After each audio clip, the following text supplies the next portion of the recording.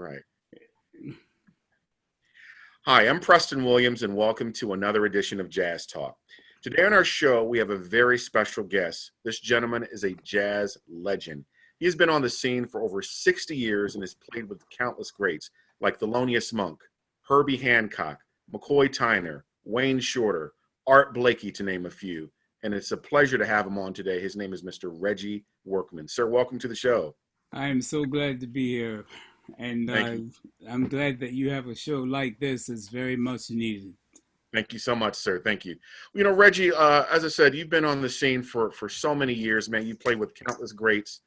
And I understand that you are from Philadelphia, Pennsylvania. That's my jump off point. That's your jump off point. Well, tell us a little bit about your humble beginnings, your upbringing, how you got involved in music. And, when I think about Philadelphia and that area, you came up with a lot of guys like McCoy Tyner, Lee Morgan. A lot of those guys are from Philadelphia. Stanley Clarke. I can just name a list of musicians. But tell us about your humble beginnings and your upbringing, sir. Well, basically, my beginnings were, being a part of a large family, doing what I could do to help to keep that family afloat, Yeah. trying to keep my own sanity and do all the things that young boys do in the community and helping with the family chores and responsibilities, and learning what I could about the artist community, which was all around me, all Yeah. around every area of Philadelphia. I grew Hmm. up in an area where we had music groups around. We had gospel groups here. We have vocal groups across the town. We had musical groups here. My cousin was a bass player who eventually was rehearsing after my parents bought me a piano and put it in the living room. Was rehearsing at my house. Uh, Mm. Archie Shepp, Lee Morgan, Mac Booth, uh, the Wilson brothers, everybody who was involved, Eddie Campbell, Hmm. uh, Rashid Ali, Yeah.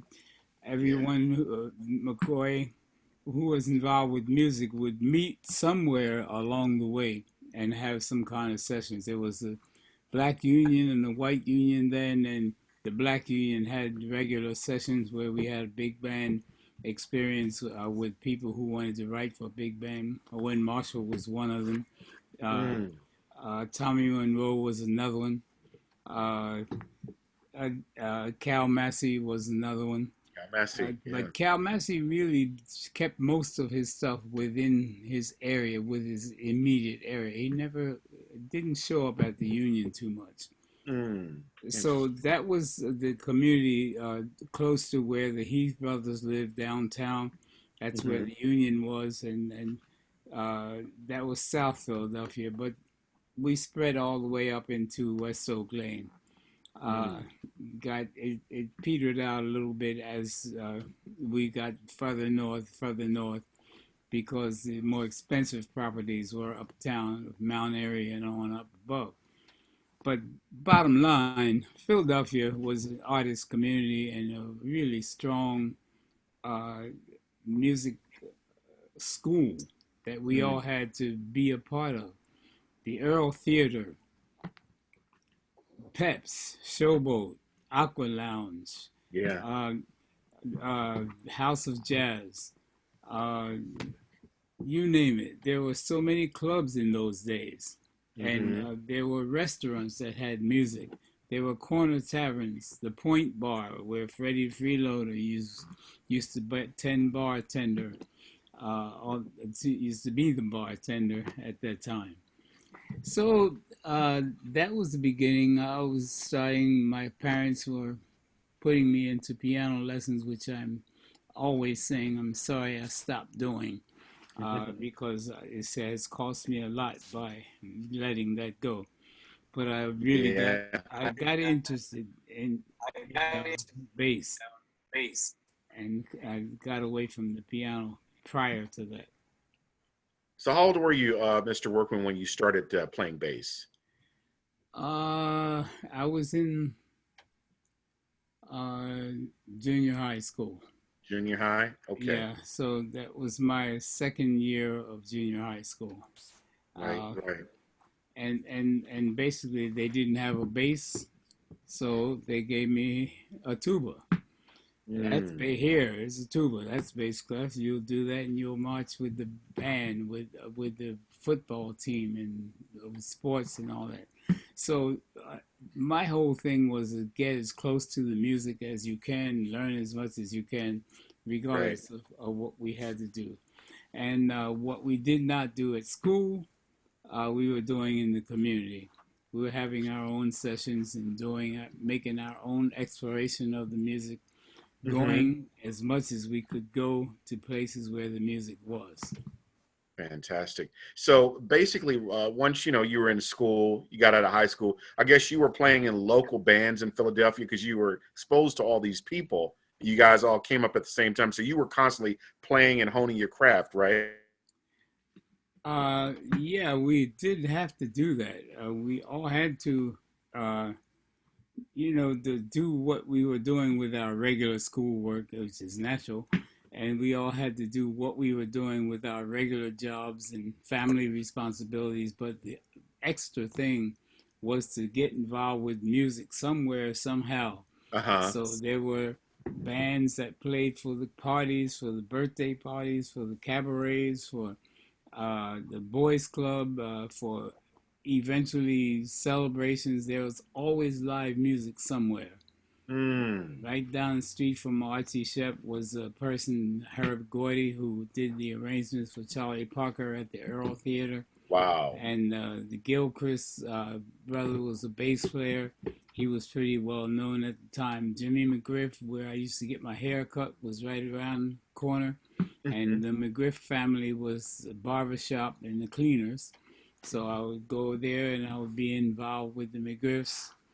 Uh, you name it. And then not too far from was Donald Bailey, who Yeah. was right near where the elementary school was. The Bailey brothers, Donald Bailey was working with Jimmy Hith at the time. Morris Bailey was playing saxophone, and he was involved with doing arrangements for the band rehearsals, things like that. Uh, Mm. all of us had something to do with music, and all of us were searching for that particular type of thing. Now, I guess in your early 20s, you hooked up with a man named John Coltrane. Even before you recorded with him on Live at the Village Vanguard, how did you meet John Coltrane and become associated with him? Well, John Coltrane was, he was from Durham, North Carolina, which I didn't know about him then. Hmm. I learned about him through studying checking out his history. But Yeah. having worked with Miles in many groups and been successful in the music business, he was able to buy his mom a pad in North Philadelphia. Hmm. So when he would come off the road with whatever group he was with, he would come back to be with his mom at the pad in North Philadelphia, where cousin Mary uh, Right. was staying recently. And we would all meet a place to have breakfast after the jobs, and John often would show up. John often would show up at places where there were jam sessions. Hmm. John often would show up where uh, cabarets were going. John often would have jobs in Philadelphia where he was hired to be the feature. And there was a place in Philadelphia called the House of Jazz where Eddie Campbell and McCoy Tyner and I were the Wow. house trio. And the House of Jazz hired John Coltrane to be the ringer. Mm. And so we got a chance to meet him, know his music, know his temperament, and become a little bit closer to him than we were able to get close to him when we would meet him for breakfast early in the morning or late at night. Yeah. And of course, John and McCoy used to work together. They used to practice together because McCoy's parents bought him a piano and put it in her beauty salon in Right. West Philadelphia. And Interesting. that McCoy became tight, and then as McCoy was hired, I don't know whether he had something to do with John being hired for that club where we were the rhythm section, but Right. we were all close. And of course, McCoy was involved with Naima, sister. He married one of the sisters from that family, and Mm-hmm. that was another connection because they all studied at the same mosque together. So Yeah. there were the groups of people who were tight with one another, families, Mm. and Yeah. in at the same time we were all reaching for what is the next thing with the music. We were all listening to the latest records to come out. We were all listening for what was in vogue for the next thing happening. We Yeah. would all be interested in going to the next club, to who is going to be appearing at downtown on Saturday afternoon, where the young, those of us who are too young for clubs, would go to a Saturday afternoon session at one of the department stores downtown where Clifford Brown and Mm. Benny Golson and Jimmy Heath and Yeah. Max Roach. A lot of well-known groups would come and do a set for the people Right. who didn't want to go to clubs. And of course, the Muslim community, they didn't believe in alcohol, so they would often show up at these places because they didn't want to go to the clubs that was outside of their realm. Okay. And so we often would meet different societies, different groups of people at different situations, and we continue to pursue that throughout our career. That's amazing. McCoy was talking about when his mother owned that beauty shop. He said Bud Powell would come by there sometimes and just stop and listen. I says, Bud Powell? I said, that's amazing. But yeah, just a lot of great musicians during that time period. Now, you were on live at the Village Vanguard, which is one of my favorite recordings, man. When you came into that band, Reggie, did you have like were you like really nervous? Like, gosh, I'm playing with John Coltrane. I have to come up to their level, him, McCoy, and Elvin. What was that like for you? Were you scared or were you prepared? Well, it's a big question, broad question. I was not afraid. Of course, I was apprehensive because I held all of the musicians in high esteem. Mm-hmm. Uh, I wasn't scared because I was aware of who John Coltrane was. I knew him, and we were on conversation basis back in Philadelphia. That Right. was before I moved to New York. I was in Philadelphia in the music community, and John was a part of that community. As I said, when he come off the road, he would be involved with Philadelphia scene. Mm. So it wasn't a situation of being afraid. It was a Yes. situation of being apprehensive, wanting to do your best. Yeah. And of course, things like that happen long before the Vanguard. Like you skipped over maybe 10 years of activity or 5 years of activity in New York. Mm. I don't know why my computer is giving me something that I didn't ask for. Just a second. Let me try. Okay, Sure. Sure. I'm Sure. rid of it. I got rid of it. Okay. Okay. Anyway, like there were clubs around New York that the Bottle and Cork in Queens, for example, Mm. where we worked with John Coltrane. The Village Mm. Gate, where John and Eric and Art Davis were working right around the corner from the place where I was working with Jackie Byard and Roy Haynes and Yeah. Frank Strozier and the Booker Little and Eric Dolphy and Freddie Hubbard and Slide Hampton, all of them used to practice and work together, and I had the opportunity to be with them a bit. Yeah. What a Prior lot of. to, well, you asking me big, broad questions. I don't want to just keep talking and not No, leave. I like it, man. Keep talking. I love it. Share. I don't want to do that because I think what's going to make it, I'll sound like a broken record if I don't let you steer us what Okay. your audience wants to know. Yeah, Mr. Workman, did you ever get an opportunity to see Clifford Brown and Charlie Parker play? Well, yes. Wow. Clifford Brown once came to that place on Saturday afternoon that I was telling you about, the department store. I'm sorry I Mhm. can't remember the names of it, but Lee Morgan Sure, and sure. all the Philadelphia musicians would go on Saturday afternoon to this special concert. And once they brought in Clifford Brown, I was able to go there. And of course, Lee was on the scene. He loved Clifford Brown. He Oh was yeah. here He was very Clifford Brown.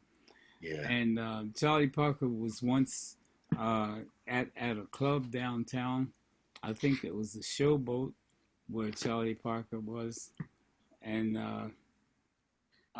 he was also at the Earl Theater where Herb Gordy, the Archie Sepp's neighbor, did the arrangements, and we managed to get tickets and were able to go into that theater concert where Charlie Parker was performing. He was featured, and at the club, we were sitting there waiting for him to show up. He wasn't around. The band was playing, the rhythm section was playing, and all of a sudden he shows up with no shoes and Bermuda shorts, and goes up on the bandstand and plays his heart out. Wow. Things like that happened, and we were witness for a moment. Yeah. We'd be able to hear the music for a second before we had to leave the club because we were really too young to be there. Yeah. But there was a bouncer named Kid Happy who used to let Lee Morgan and I go and sit in the dark corner and put a fruit punch in front of us and hide us in the corner so that we couldn't be seen. Yeah. Get a chance to hear a couple notes that way. You get a chance. If you didn't do that, then you have to stay outside and listen through the door. Mm-hmm. Wonderful, wonderful. We found a way to make it work. How did you get to play with the great Thelonious Monk? I mean, what was that like? That was much later, and I was around New York and working from job to job, and meeting different musicians. And Paul Jeffries was the music director during the time. Mm-hmm. I don't know whose place I took in his band, but he needed a bassist, and I think Paul Jeffries was able to get me into that particular job, and that was at the Vanguard. We did some performances, and Paul would be sure that I knew what the ambience of Monk's music was, what was the intricacies like McCoy used to do with John Coltrane, because they had been studying together. That was when much different. So with Monk, we were able to get through his music, and it was hard for me to tell whether he liked it or disliked it, because as long as you played what he needed you to play, he was okay with that. And Paul always told me what to expect and where to go and how to deal with certain particular tunes from what they had been used to with Wilbur Ware and Abdul Malik and so many people who had worked before me. So I jumped in there and I stood in and did my best. Those experiences were like school for me. They were lessons, and I learned how to satisfy what the composer or the band leader needed, and still be able to make some Reggie Workman contribution while that is happening. That's a challenge for all musicians, to be able to give what's needed for the group and not lose yourself in the process. Right. Mr. Workman, who were some of your influences on the instrument, as you were developing, and even, when you became a professional musician, who were some of your influences on the instrument? Who were you listening to? Oh, I was listening to all the musicians around me we all grew up together, like Percy Heath, Henry Grimes, Eddie Mathias. I can't remember everybody's name. At their work, Tommy Monroe, Herb Gordy. There were a lot of musicians, Gilchrist, who I listened to. What about Charles Mingus? Did he have an influence on you? Nelson, well, of course he did. You see me with this T-shirt on. Actually, I couldn't see it. Mingus is great, man, especially as a composer. He sure was. I sure hope you are sharing some of his great stuff with your audience, because he was really special. Yeah. Big history, big life, all of his Beneath the Underdog and all the things that Mingus produced, and Let My Children Hear Music, and Mm-hmm. Pithecanthropus erectus. Well, when we were sitting around with Lee Morgan, who had a big record collection larger than all of us, we used to hold school in his living room, Mm. and he would share with us his record collection. We would talk to one another and examine what we knew about each person's style, and challenge one another as to, can you identify who this is on piano? Can you identify who this is on bass or Mm-hmm. drums or whatever? And we challenge one another that way. Yeah. That was another kind of school. And at this particular time, I wish I could do more of that in the school where I'm working, because the students really haven't heard and don't really know, uh, our students in this country more so than the students in Europe, because they've been listening more attentively and longer than Mm-hmm. most of the students in this country because of our racism. Uh, Yeah. they're not even allowed to listen to that music. They weren't allowed to listen to it, or they were steered away from it if they didn't know about Steve Allen on Saturday afternoon on the radio. They Mm-hmm. didn't know about certain shows that made the music. They didn't know about Nat Cole, who was a great piano player who had the Saturday morning show where we would all, as children, have to sit around and listen to the radio at that time where our parents were keeping us off the street. Mm-hmm. Those turned out to be educational institutions. Every time we had to listen to that, every time we were listening to that, every time we would listen to these particular shows that would come on, storytelling with soundtracks. We begin to know the soundtracks. Some of those soundtracks I hear in the music that's being created by some of the great musicians. Mm-hmm. The same type of thing that you hear the musicians choosing to play as standard material turned out to be music that we listened to as we were growing up. Yeah. Yeah. You know, Amazing. Now you hooked up in the I guess early '60s with Art Blakey and the Jazz Messengers. What was it like playing with Art? oh, well, that was a school again, a different kind of school. Yeah. Uh, a different kind of school than James Moody and John Coltrane and Yusuf Lateef Mm-hmm. and all those other people. Art was a very, very meticulous person who studied the band leaders he had worked with, like Billy Eckstine and etc. And Earl Gardner, whom he that comes from the same region in Pittsburgh. Mm-hmm. Matter of fact, they look like they're from the same African tribe. They both have the same demeanor, same stature, same DNA. They seem to be very close without being related. Yeah. But anyway, Art he became very particular about the way he ran his band. And that was another lesson for me with the way that he dealt with the business, the way he dealt with the performance, the way he expected the band to deal, the way he chose certain people in the band to be the band leader, the person who would, not the band leader, to be the music director. The Yeah. way he would put like persons like Wayne Shorter in charge of certain things. The way he would have certain like Cedars to be the forerunner on certain concerts, or Freddie Hubbard to be to do his tunes a certain way, and all of them would write their music with Buena in mind. Mm-hmm.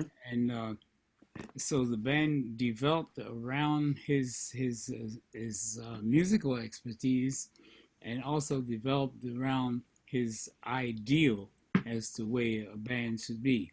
He would dress us. He would buy when we did traveling. He would buy suits that, and he would buy clothes, uniforms that he wanted the band to be dressed alike, to be uh, look. He used to teach us like, if you want to make money, if you want to demand money, you have to look like money. Mm-hmm. You have to act like you want to be well paid. You can't come here with a T-shirt on with a sweatsuit on and expect the entrepreneur to want to pay you a decent amount of money. Mm-hmm. Max Roach was the same way. Yeah. And you know, all of those experiences that I had with all those great people taught me something.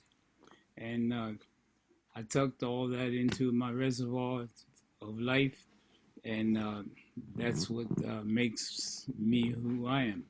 Yeah. You know, Yeah. those experiences. Now, Mr. Workman, what was your perception of Wayne Shorter at that time? He was this young, brilliant writer. Because, like I said, I think he started playing, late 50s, and then he hooked up with Art, I think, in 1959. But what was your perception of him during that time? Because he wrote some amazing stuff. Yeah, he still is. Yeah. He was a real talented musician from on the other side of the pond. He was from Newark, Mm. and if you notice, people like Walter Davis Jr., if you notice like Larry Young, Yeah. if you notice like Woody Shaw, What he if you showed. notice like uh, who else, Hank Mobley, uh, and you think about Wayne Shorter, you have to think about his lessons of growing the same way that we grew in Philadelphia. He was surrounded by great musicians. He also had a brother who played trumpet, but his brother did not last in the music business as long as Wayne did. Right. That's Alan Uh, Shorter, I believe. Yeah. Alan Shorter, yeah, and Wayne, he always was a diligent practicer and person who would always show up at the sessions, always be a part of the music community. And whenever I I had the opportunity to go by John Coltrane's place a couple times, Mm-hmm. I would hear he and Wayne there practicing for hours. Mm. Uh, you know, Wayne would seek out whomever was doing something positive. He would be around the community of artists who were doing something positive. At the same time, he was kind of a quiet guy. He stayed to himself, Yeah. and where we didn't know, he was at his drawing board all the time doing compositions and music and things that he would come out with over the years and decades that we know today. Mm. And I got the opportunity to work a lot with Wayne because he was a Blue Note artist. Yeah. And Wayne hired me a lot of times with Frank Wolf and Alfred Lyons Mm-hmm. Company, where we were all working together. And Wayne made his presence felt on the New York scene with his musical ability and Yeah. with being on the set when most of the strong musicians were there, and he would make everyone know that, hey, here's me, and listen to what I have to say. He's always been that type of person. And when he was with Art, he was still moving in that direction. He was always quiet, but he was always productive, always coming through with something new musically. And Art really understood that, recognized that, and put that out front. And really took advantage of the fact that Wayne had that DNA, had that demeanor. Uh, so that was another lesson, Yeah. you know. I heard Art Blakey. They said he was one time very, very nervous. He said because he says Miles Davis is trying to take my player, my horn player. Oh, You know. way that was way later Yeah. in the music in the career. Right. Uh, Right. it was Wayne, but I should tell you prior to that, to those experiences was when I was just moving from Philadelphia to New York. Mm-hmm. I had the opportunity to be with another one of the great composers, which I know our people have not heard enough of, and that's Gigi Grice. Yeah. Do you remember Gigi? I do know Gigi Grice. Yeah. Well, if you followed him, he was another one of those people who would write an arrangement for a record date on his way from St. Albans to the New York on the subway. Mm-hmm. He was that kind of musical mind. He was a businessman. He was intelligent. He was Bashir. He was also Muslim. He was also very strict about the way he wanted things to be, and he was very much in tune with and trying to encourage the musicians to be about his music and encourage the musicians to be about the business, own your publishing, own your tunes, open your own company. Yeah. Uh, don't be allow your stuff to be just taken like a don't be plagiarized and therefore he was like a torch Hmm. among the community, and he was a negative torch to most of the businessmen, men and women, who could see that that was a drain on their economic. Uh, that was a drain on their economic business, their pocketbook. So Bashir or Gigi Grice was showing people, and that is the reason why I'm skipping a little bit. He was showing people about the business, telling people, own your own tunes, start your own company. He's the one who encouraged the creation of the jazz set. That was Art Farmer, Benny Golson, And Curtis McCoy. Fuller, Mm. and McCoy Tyner. Was that McCoy? I think Curtis was a part of that. Curtis Fuller. Yeah, I think Yeah. so. Uh, well, the main was Benny Golson and Art Farmer at first. Hmm. Gigi was the one who looked at all that. While these things are happening, each one of those things you're asking me about were really important parts of our growing and really important parts of the development of the art form, the music that we know commonly know as jazz. Yeah. These are things that were the ingredients for the brew. For example, when you mentioned Bud Powell's name, when Archie Shep and myself and Lee Morgan used to go out to Willow Grove where Bud Powell lived, we were working with two brothers. One was a guitar player and one was a drummer, and they had a rock band. Well, it wasn't called rock then; it was called rhythm and blues. Hmm. And they used to make jobs for parties and everything, and invite us over uh, from Philadelphia, which was not Right. really far. And we would go out there and make jobs with them. And in that area was not far from where Bud and Richie Powell lived. Wow. So it's not unusual that Bud Powell might show up at some of the places where musicians were, you know, Yeah. because it was one community. It was one community, just like today you have cliques of musicians who developed their own thing. It was more broad then. The whole city was a community, and each area had their own style of writing, playing, Hmm. performing, doing work. While we were making trips like out to Willow Grove, we would go to Harrisburg, and where uh, Jimmy Smith would be working with his Jimmy Smith's father would be working. We would go out and play at the Elks Home with Jimmy Smith's dad. Mm. We would have other jobs at places where Jimmy Smith would show up or either hire us to do something. Yeah. Groove Holmes and Buster Williams over there in Camden. Nelson Boyd was that other person you asked about bass players I was trying to think of. Yeah. Nelson was over in Jersey. Eddie Hmm. Mathias was one of my main mentors.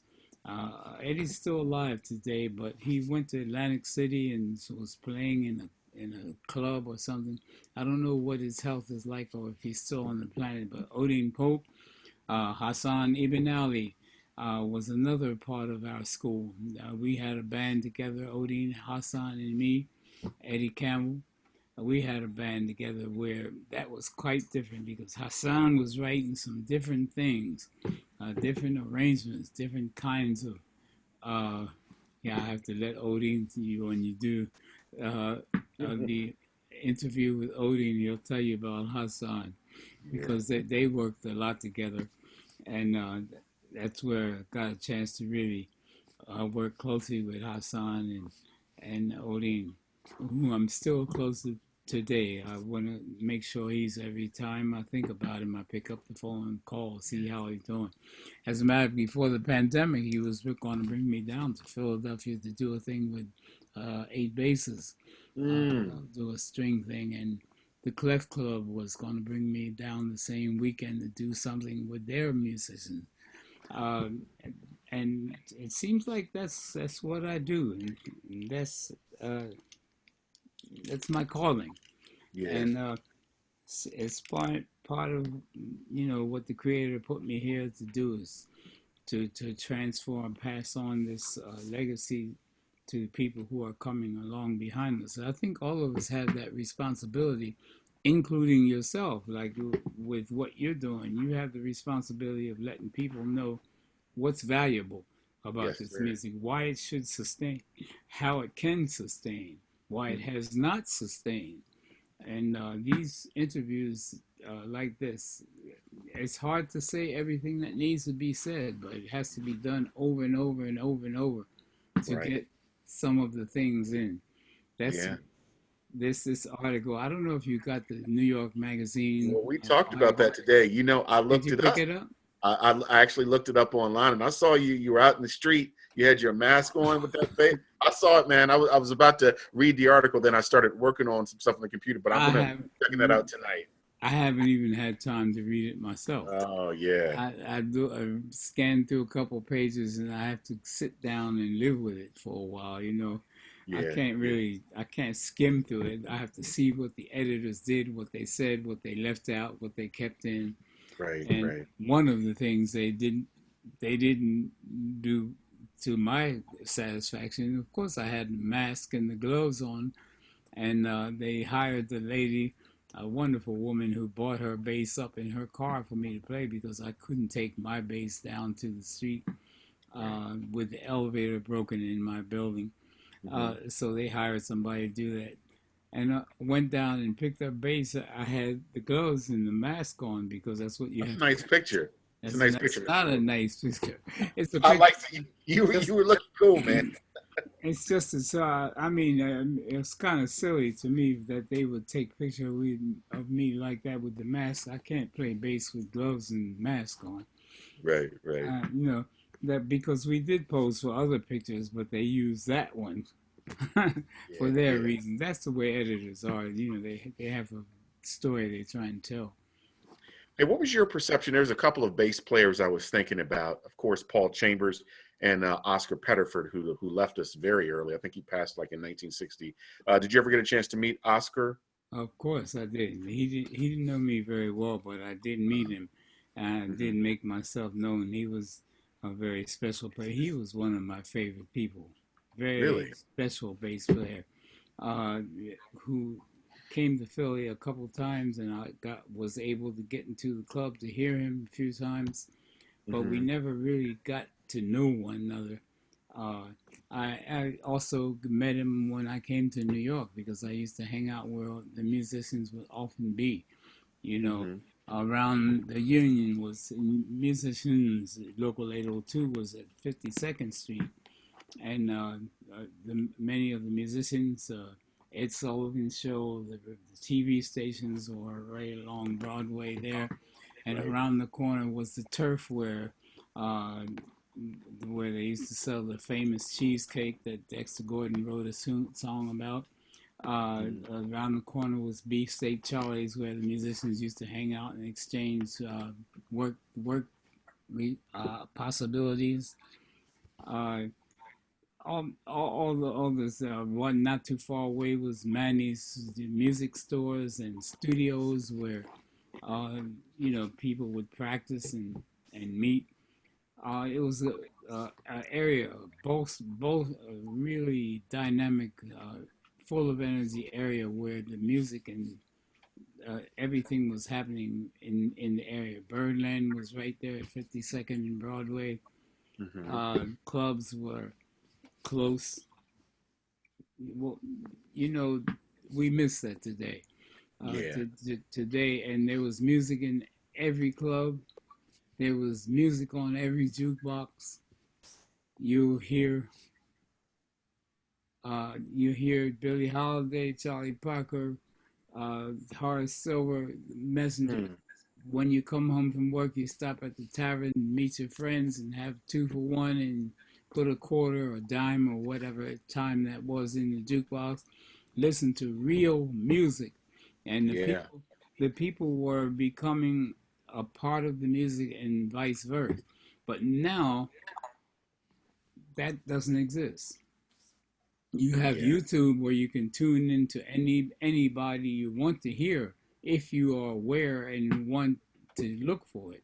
You can find music on YouTube, and then it was the real music that was a result of a special recording or a special tour or a Right. special band.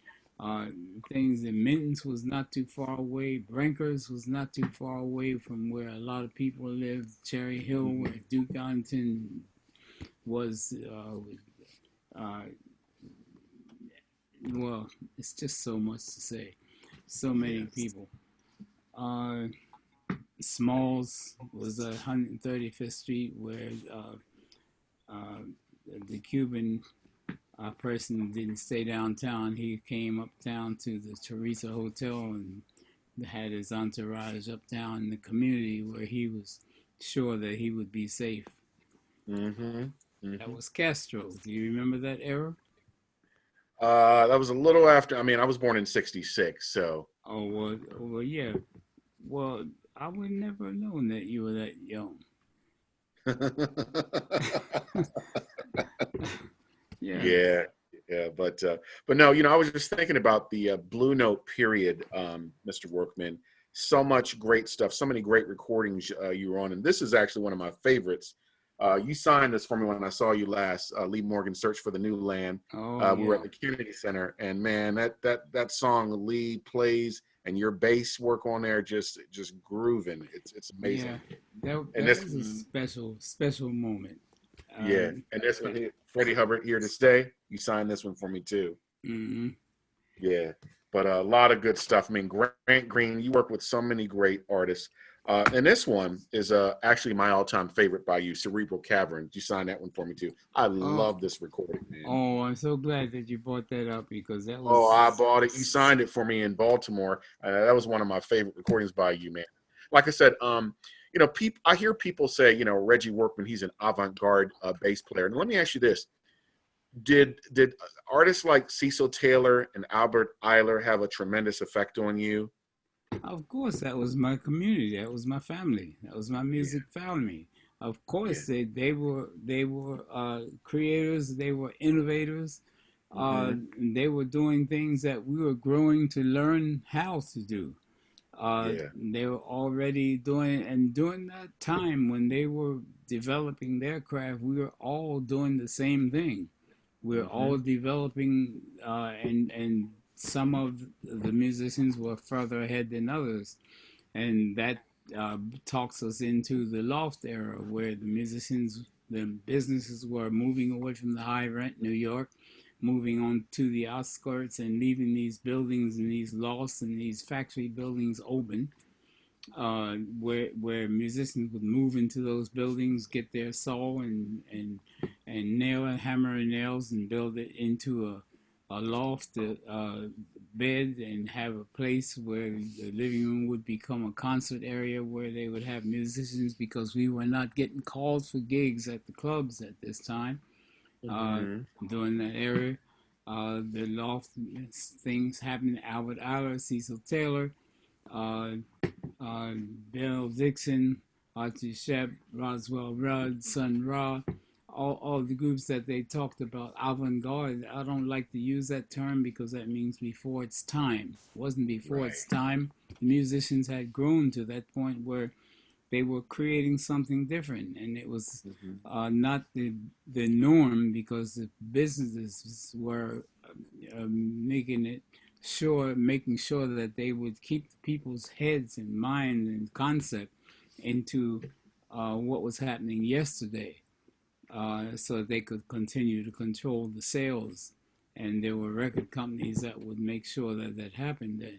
But during that era is when the music was unfolding and growing. And Hmm. because these companies didn't embrace it, the musicians made their own thing. There was Ali's place on Bowery. There was Musart Studios. There was Joe Lee Wilson's Ali's Alley. There was Rivby Studio. There was Enverin Place. There were across town uh, on the Lower East Side. There were all kinds of places. I can't remember everybody's names, but I wish I could say every name because all of them they need to be revered for the work that they've done. A lot of our musicians have moved on to greater things. A lot of the Mm. people who are responsible for that evolution have moved on to greater things. And thank God the Creator has given me a stay, so I'm still here doing His bidding, uh, Yeah, yeah. as you are. I was going to ask you, what was your perception of that period with Miles Davis when he did Bitches Brew and everything in that just went in that direction with the fusion, with Weather Report, Mahavishnu Orchestra, Return to Forever. Did you like that music, or what was your perception of that Well, I period? respected Miles for whatever he was doing, and Hmm. and I respected Miles for the people he chose to be around him. Right, I'm sure you remember every musician he chose to be around him, whether it was Bitches Brew or whether it was in a silent way. right. Every musician he chose to be around him was great, and Yeah. the music that came out of it was great. Uh, and you're talking into something different now. You're talking to the era when the music uh, was changing, and there was what they called fusion. There was the Hmm. era when the electronics came in. The Fender Rhodes was becoming in vogue. Uh, Electronic music, guitars, all kinds of attachments and things. The Beatles were being embraced. Uh, as a matter of fact, the Beatles were used to turn the whole scene of the music around. Um, Mm. uh, there was Jimi Hendrix who left where it was Seattle and went to Europe and England and found that he could do more over there than he could do here, and as did many of the jazz musicians as well. Hmm. Uh, and Miles Davis realized that if he wanted to make more money, he would have to join the fold. So he said, okay, uh, I can do that too. I remember that when I was growing up, I had people dancing to my music and all that. So I can do that with my stamp on whatever is happening. So he had an arrangement with somebody who paid him well for changing his style and making things different. Gave him a ability to record that kind of music so he could make another image for himself. You saw the Miles Davis documentary. Oh yeah, You oh know yeah, that as well as I do. yeah. It was something. It's just some interesting parts. It's just the way that Miles was. Sometimes I couldn't believe that he talked to people that way, especially Archie Shepp. That scene when Archie asked to sit in with him, Miles is like, "F you, man. You can't sit in with me." He just the way that he was with people. Sometimes, I Well, guess. well, well. That's a lot of people were that way in the street. You Yeah. can't judge the language, but without understanding what's behind it and Mm, why did it come forth, and yeah. why did he need that adjective or that statement in order to get his point across. Right. Uh, he was saying to all of us at that time, like, uh, "You're not in my realm, or you're not in my plans for the moment." And Miles was very, very definite in the way that he would speak, and uh, the way he moved in this world. He always was like that. Don't let me talk about Miles. Just Yeah. check him out for yourself. Yeah, yeah, definitely. Now, I wanted to congratulate you. Last month, you won an award that was a National Endowment of the Arts. You received some recognition there, man. Congratulations on that. Oh, that was last year, as a matter of fact. Was it last year? I was We, it was April. it was last year. We Yeah. were supposed to go to California in April to do Mm, the ceremony, that's right. the That's first of right. April, and then the pandemic broke out, so we that was postponed until we don't know when it's Yeah. going to open up. Right. Right. And also, my partner wrote theatrical script, which I'm partnering with her now to do the music uh, Hmm. for one of Shakespeare's pieces. And then she was able to get us a collaborating grant from Guggenheim, which happened Right. recently, and so that's coming up, which is why I have to get off the phone. I got work to do, and discontinue this conversation for a while. We'll talk again sometime. Definitely, definitely. Uh, Well, listen, Mr. Workman, I want to thank you so much for this interview. I appreciate it, and I also have to thank Maya too for putting it together. You're a great guy, great musician, man. I love your music, and definitely this is something that we'll have to continue because there's so much to talk about.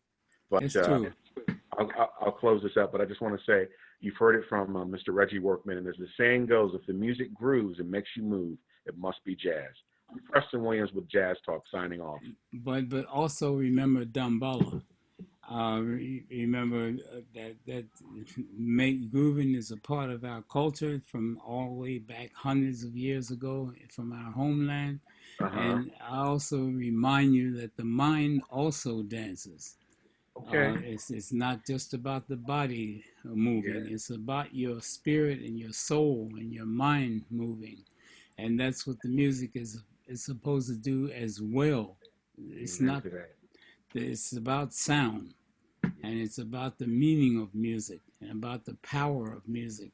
Amen to And I think that our society needs to be more into the aesthetic of what has been given to us that. as Hmm. a gift from the Creator. Uh, it has that is here for you, and we are here for you, and the message is coming through us to you. Yes. So I'm glad to be able to share some thoughts with you and Thank talk you to so you. much, man. It was a pleasure.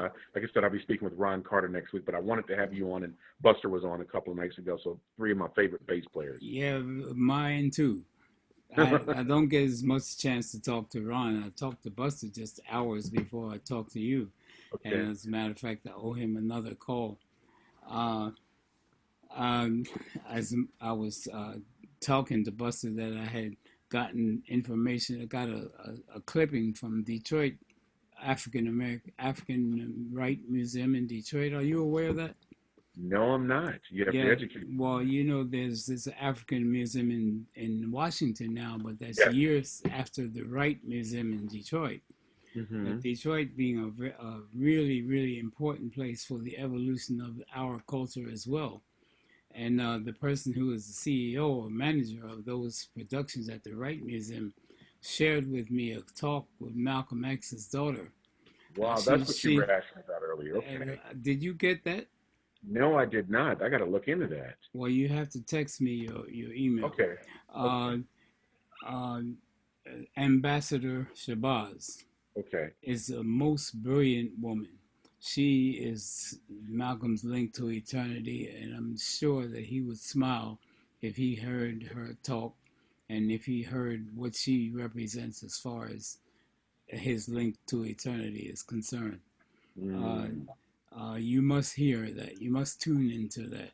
And if I can share it with you, I will do that because your definitely. audience needs to hear that. I definitely Um, will do that. you know, all of that is related. You Mm-hmm. know, that museum, there's the programs they have for children all the way up. The programs that Maya and I started in Montclair from pre-K on up. And some Mm-hmm. of our people have come through the school and gone into professional things. Uh, Ayana has come through Maya's tutelage and gone into theater. Mm-hmm. Uh, some of the students who came through us are at the new school now or at whatever school is teaching music in New York. We have a job and we have an assignment that is much bigger than meets the eye. That's And right. I'm glad that you're on the team, and I am happy to be on the team as well.